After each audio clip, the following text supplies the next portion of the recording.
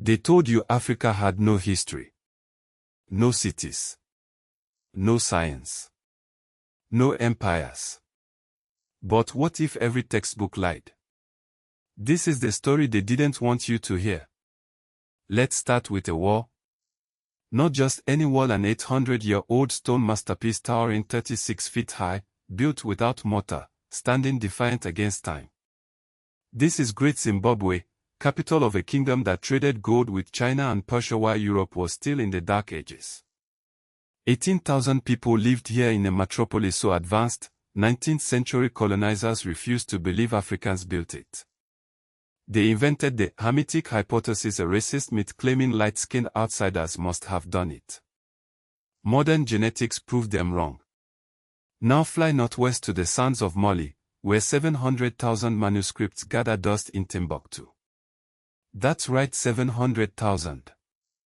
More books than any European library held during the Renaissance. Students from Cairo to Cordoba came here to study astronomy, medicine, and law in the 14th century while Oxford was still a muddy village. Next, the Songhai Empire bureaucracy so sophisticated it made tax collectors seem glamorous. At its peak, it ruled 1.4 million square kilometers with a standing army and standardized weights for gold dust. Then there's Benin City. When Portuguese explorers arrived in 1485, they wrote home stunned this African capital was larger and better organized than Lisbon. Its bronze artworks were so exquisite, the British looted thousands in 1897 and called them primitive. But the oldest shocker: a 20,000-year-old baboon bone from Congo called the Ishango bone. Its carved notches prove Africans were doing advanced math, multiplication, prime numbers, even lunar calendars before Stonehenge was built.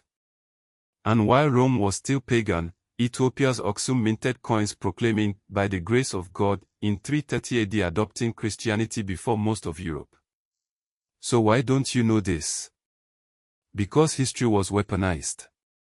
The Hamitic hypothesis erased African genius for a century. But the truth is undeniable. Every innovation that built the world from geometry to coffee to democracy has African fingerprints.